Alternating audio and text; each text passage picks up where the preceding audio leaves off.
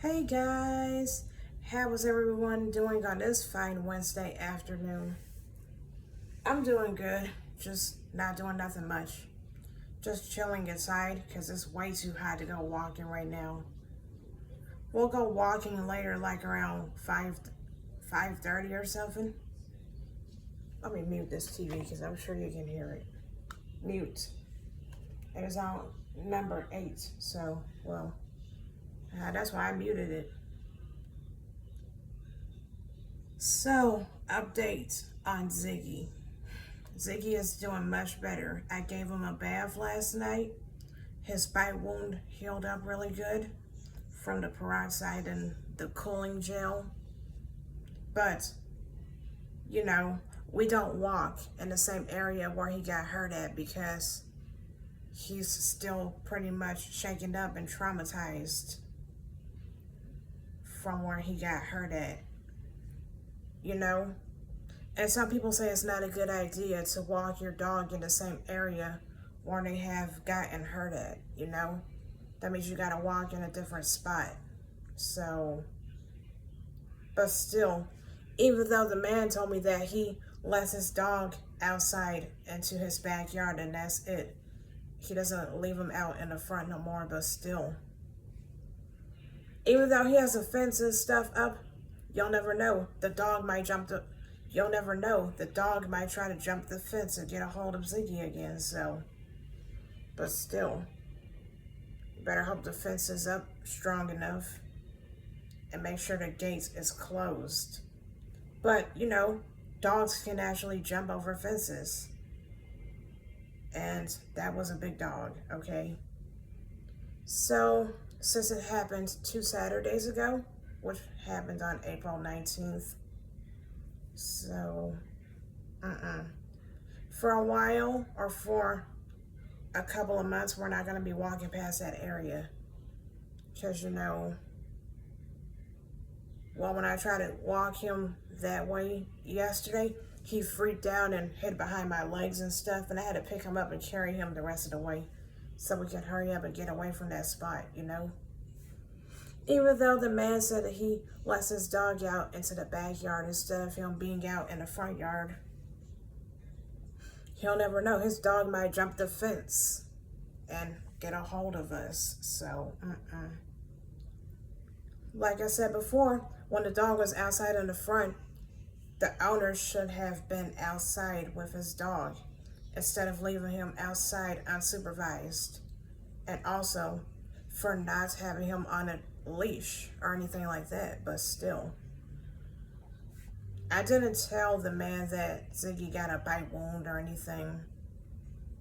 Yeah, because he probably would have got mad if I told them to put his dog down, but I'm not gonna have the dog get put down. He just needs to be in the backyard, not in the front yard, not unsupervised, and especially not on a leash. When your dog is not on a leash, he don't need to be outside alone at all. Because if he gets aggressive or violent, it's not gonna be good news. It's gonna be bad. But I'm glad that Ziggy healed up really good after he got hurt 2 Saturdays ago. He healed up from that cooling gel and that peroxide, and he finally got himself a bath last night. I mean, he was so shaken up and stuff like that. He was even scared to go outside to use the bathroom. But when we went walking the day afterwards, we went a different direction to walk in the neighborhood, and he had a lot of poop come out of him because he was afraid to let it all out. And he was walking around with his tail tucked in between his hind legs and stuff like that. So I'm glad he got all of that out so that way he wouldn't be backed up or constipated. And also after that happened, he didn't even eat. He went a whole day without eating. But the second day he ate because I fed him. I hand fed him with his food, you know? And then he felt better because I know he was shaken up and scared and all. but he still had to eat.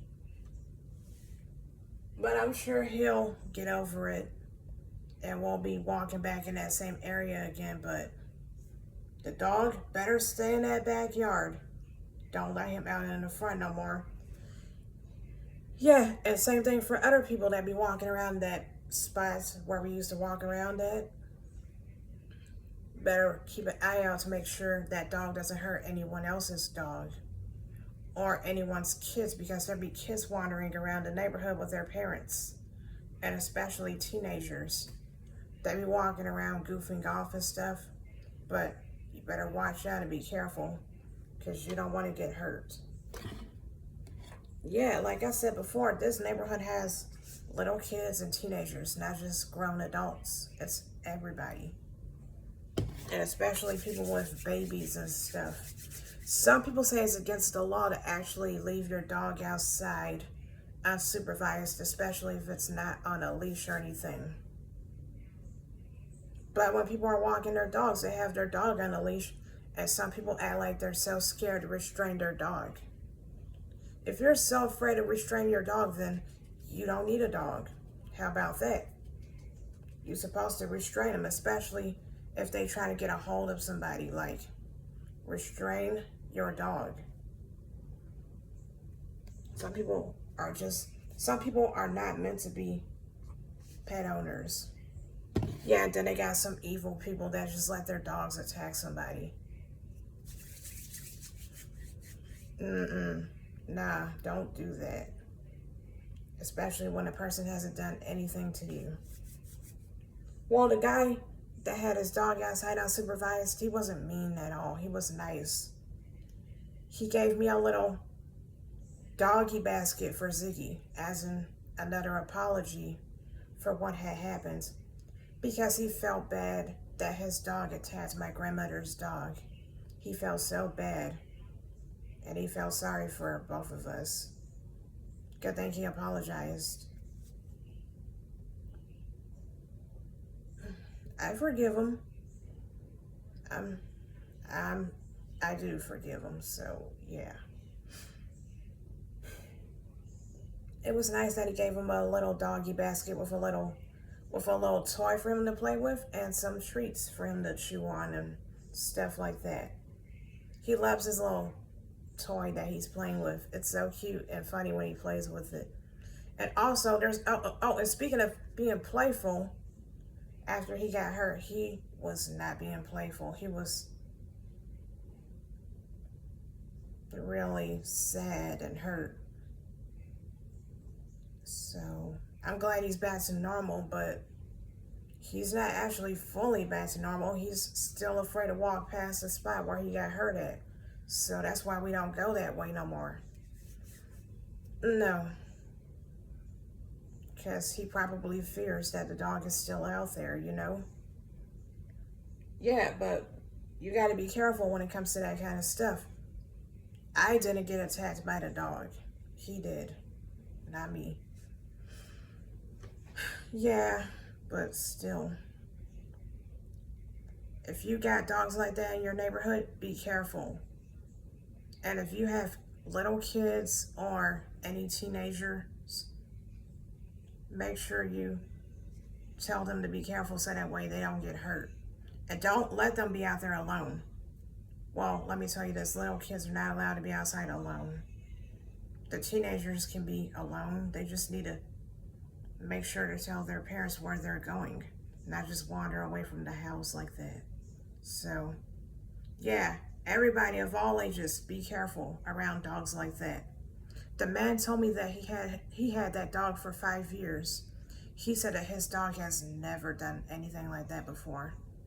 Well, it was his first time doing that 2 Saturdays ago. He probably saw Ziggy as a threat or something. We didn't do anything wrong. We were just walking and minding our own. We didn't do nothing wrong. We were just walking and minding our own business, and then the dog gonna run across and got a hold of Ziggy and shook him twice until the owner ran outside and had to restrain his dog and take him back into the house. Yeah, because he did try to attempt to wrestle past his owner's hands to get a hold of Ziggy again. But the owner was a lot stronger than the dog, so I'm glad he got him. Because if not, Ziggy probably would have ended up dead. I'm glad he didn't end up dead, but it's still not a good thing that he got hurt, you know? But it's a good thing he healed up and that he's doing better, but to me, it's like he has PTSD now, because that that attack was pretty violent. Yeah, he was screaming and everything. We both was screaming. Jeez, it was so bad. I'm glad I healed him, but for now on, we're not walking past that area no more. Not unless if there's other people out there. That's all. That's the only time we'll walk past that area, if there's other people out there, you know. But if there's no one around that area, we not going that way. We gonna go somewhere else. So yeah.